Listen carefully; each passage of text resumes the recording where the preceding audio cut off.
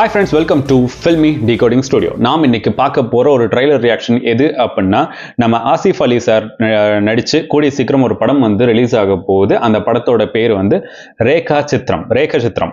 Okay, இந்த படத்தோட official trailer தான் இப்போ வந்திருக்கு. இந்த ட்ரைலர் தான் நாம இப்போ ரியாக்ட் பண்ண போறோம்.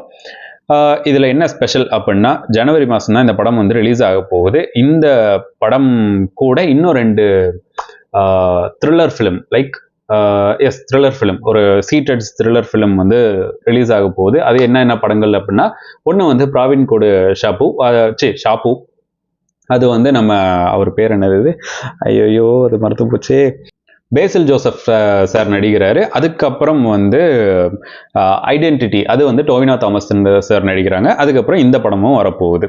இது 3மே வந்து thriller film, 3 thriller film, content based thriller film தான். ஆல்ரெடி அந்த 2 படத்தோட ட்ரைலர் நம்ம பார்த்துருந்தோம். அந்த ட்ரைலர் வந்து ரொம்ப சூப்பராக இருந்துச்சு, பர்ஃபெக்டாக இருந்துச்சு. அதில் அந்த பிரவீன் கோடு ஷாப்பு வந்து கிட்டத்தட்ட காமெடி அண்ட் த்ரில்லர் ஃபிலிம். அதுக்கப்புறம் இந்த ரேகா சித்திரம் வந்து அவுட் அண்ட் அவுட் இது வந்து ஒரு டார்க்காக தான் இருக்கும் அப்படின்றது மாதிரி ஆல்ரெடி சொல்லியிருந்தாங்க. அதுக்கப்புறம் ஐடென்டிட்டி வந்து கிட்டத்தட்ட கமர்ஷியல் எலிமெண்ட்ஸ் நிறைஞ்ச ஒரு த்ரில்லர் ஃபிலிம். ஸோ இதுதான் வந்து 3 படங்களுக்கும் உள்ள வேற்றுமைகள். பட் இந்த 3 படமுமே வந்து த்ரில்லர் ஃபிலிமாக வரப்போகுது. கன்ஃபார்மாக ஒரு செம ட்ரீட் காத்துட்டு இருக்குன்னு தான் நினைக்கிறேன். இந்த படத்தோட ஆசிஃப் அலி சார் நடிக்கிறாங்க. ஆசிஃப் அலி சார் வந்து இப்போ ரீசெண்டாக வந்துச்சுல கிஷ்கிந்தா காண்டம், அந்த படத்தோட ஒரு செம ஹிட்டுக்கு அப்புறம் இந்த படத்தில் வந்து ஜாயின் ஆகிறாங்க. அதுக்கப்புறம் வந்து அனஸ்வரா ராஜன், இவங்களும் வந்து சூப்பரான படமாக தேர்ந்தெடுத்து நடிச்சிட்டு இருக்காங்க. பார்க்கவே ரொம்ப நல்லா இருக்கு.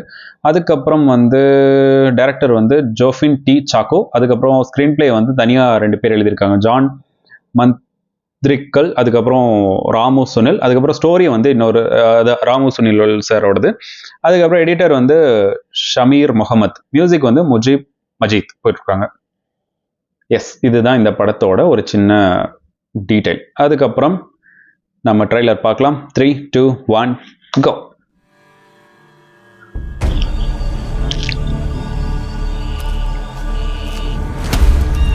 ഓ, പൊതുവെ രാജേന്ദ്രൻ എങ്ങനെയുള്ള ആളായിരുന്നു? ജീവിതത്തിന് എന്ത് കിട്ടിയാലും തൃപ്തിയില്ലാത്തൊരു മനുഷ്യൻ. ഞാനാ സാറെ കുഴിച്ചിട്ടേക്കണേ. അവിടെ മാത്രമല്ല, വേറെ പല സ്ഥലത്തും കുഴിച്ചിട്ടുണ്ട്.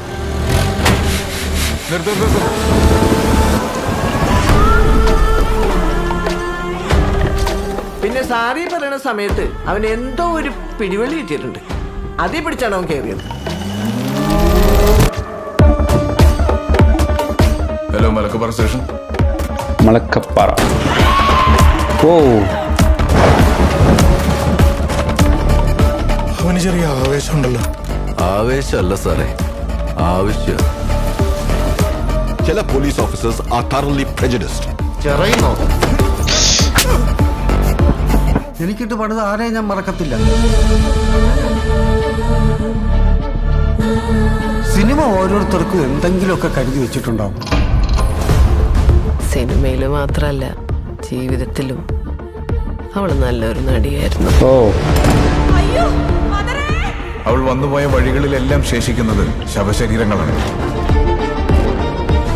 ഒരുപക്ഷെ ഇനി മരിച്ചു വീഴുന്നത് ഞാനായിരിക്കാം, ഓ, നിങ്ങളായിരിക്കാം. I want to know who is she. Okay.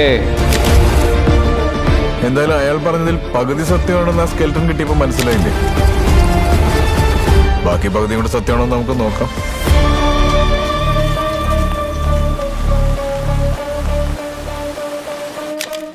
Jan 9th, yes, Jan 9th. மனுஷன் வேற லெவல் லீக்ல போயிட்டு இருக்காரு. ஆசிஃப் அலி சார் நிறைய பேத்துக்கு இங்க தமிழ்ல தெரியாது அப்படின்னு நினைக்கிறேன்.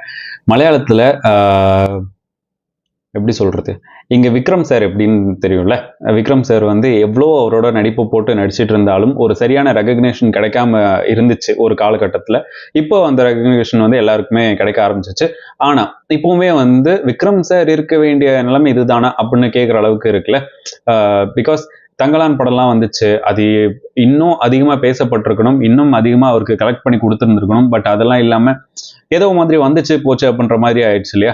ஸோ அந்த மாதிரி ஒரு ரெகக்னேஷன் இல்லாத ஒரு ஆக்டராக வந்து அங்கே இருந்தார். பட் இப்போ அவர் வந்து அவரோட பீக் கரியர் பெஸ்ட் லெவலில் போயிட்டு இருக்காரு. எப்படி சொல்கிறேன் அப்படின்னா, இவர் வந்து ஒரு படத்தில் நடிச்சிருப்பாரு. அந்த சீன் வந்து ஒருத்தர் வந்து முன்னாடி நிற்கணும், இவரை வந்து அரையணும். சிங்கிள் ஷாட் இப்படியே தான் இருக்கும். அரைஞ்ச உடனே கண்ணுல இருந்து தண்ணி அப்படியே கண்ணு கலங்கும். அது என்ன படம்னு எனக்கு இன்ன வரைக்கும் தெரியாது. நான் அதுக்கப்புறம் அந்த சீனை மட்டும் தான் பார்த்துட்டு இருப்பேனே தவிர அந்த படம் அதுக்கப்புறம் நான் பார்த்தது இல்லை. உங்களுக்கு யாருக்காச்சும் தெரிஞ்சு அப்படின்னா கீழே வந்து கமெண்ட் பண்ணுங்க. அடிச்ச உடனே அடிக்கிற வரைக்கும் அந்த கண்ணு வந்து நார்மலா தான் இருந்துகிட்டே இருக்கும். இவர் பார்வையும் சரி, இவளோட முகமும் சரி, அந்த நார்மலா தான் இருந்துட்டு இருக்கும். அடிச்சவனும் ஒரு சிங்கிள் செகண்ட்ல அப்படியே டக்குன்னு மாறும். அது கட்டே பண்ண மாட்டாங்க. அப்படியே அடிக்கிறது தெரியும், அதுக்கப்புறம் அவர் கண்ணு கலங்குறதும் தெரியும். அது வந்து அவ்வளோ அழகா ரொம்ப சூப்பரா பண்ணியிருந்தாரு. அதுக்கப்புறமா வந்து அவரை பத்தி பார்த்தப்போதான் அவங்க நிறைய படங்கள் வந்து ரொம்ப சூப்பரா நடிச்சாலும் அதுக்கான சரியான ரெகக்னிஷன் கிடைக்கல அப்படின்றது வந்து ஒரு பேராவே இருந்தது. இப்போ அவர் நடிக்கக்கூடிய மேக்சிமம் படங்கள் வந்து இந்த டேக் ஆஃப் அப்படின்னு ஒரு படம் வந்துச்சு. அதுலலாம் வந்து பார்த்தாலே இது அடிக்கணும் அப்படின்ற மாதிரி தோணும். அந்த அளவுக்கு வந்து மோசமான ஒரு ஆக்டிங்கும் கொடுத்துருப்பாரு. மோசமானதுன்னா அந்த கேரக்டருக்கு தேவையான அந்த ஆக்டிங்கை கொடுத்துருப்பாரு. அதுக்கப்புறம் வந்து நிறைய படங்கள்லாம் வந்துச்சு. இப்போ ரீசெண்டாக வந்தது கிஷ்கிந்தா காண்டம். அந்த படமே வந்து ரொம்ப சூப்பராக இருந்துச்சு. இப்போ இந்த படம் ரேகா சித்திரம் அப்படின்ற ஒரு படம் வந்து வரப்போகுது. பட் ஒரு செம கிளாஷோட தான் இந்த 3 படங்களுமே வரப்போகுது அப்படின்னு தோணுது. ஒருவேளை ஏதோ ஒரு படம் வந்து மிஸ் ஆகி பிப்ரவரி போகும் அப்படின்னு. ஐடென்டிட்டி கண்டிப்பாக வந்து ஜனவரியில் தான் வருது. இந்த படமும் வந்து ஜனவரியில் தான் கன்ஃபார்ம் பண்ணியிருக்காங்க. என்ன அப்படின்னா ஒரு சூப்பரான ஒரு த்ரில்லர் படத்துக்கு மலையாளம் இண்டஸ்ட்ரி வெயிட் பண்ணிட்டு இருக்காங்க அண்ட் வரப்போகுது. எல்லாருமே வெயிட் பண்ணிட்டு இருக்காங்க.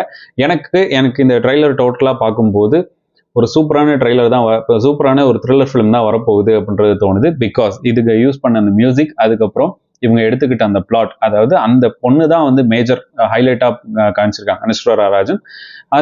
அவங்களுக்கு பின்னாடி தான் இந்த கதையை வந்து ஒட்டு மொத்தமாக நகர்ற மாதிரி பண்ணியிருக்காங்க. அண்ட் இவங்களுக்கும் ஒரு ஸ்ட்ராங் எமோஷனல் கனெக்ட் இந்த படத்தில் இருக்கும் அப்படின்னு தோணுது. பிகாஸ் இவங்களோட பேக் ஸ்டோரி சொல்லும்போது இவங்களுக்கு வந்து இது வந்து கம்பல்ஷன் கிடையாது, ஆனால் வந்து ஒரு தேவை இருக்கு அப்படின்றாங்க. ஸோ அந்த தேவை என்னன்னு தெரிஞ்சுக்கிறதுக்கு தான் இந்த படமே டோட்டலாக இருக்கும். அதே மாதிரி அந்த அனுஷ்வரா ராஜன் அவங்க போற இடம் தான் வந்து இந்த மாதிரி பிரச்சனையை கொண்டே போயிட்டு இருக்கு அப்படின்னு சொல்லும்போது இதுக்கு பின்னாடியும் ஒரு ஸ்ட்ராங்கான ஒரு ட்விஸ்ட் காத்துட்டு இருக்கு அப்படின்னு நினைக்கிறேன். எனக்கு இந்த ட்ரைலர் ஆஸ் அ ஹோல் ரொம்ப ரொம்ப பிடிச்சிருக்கு.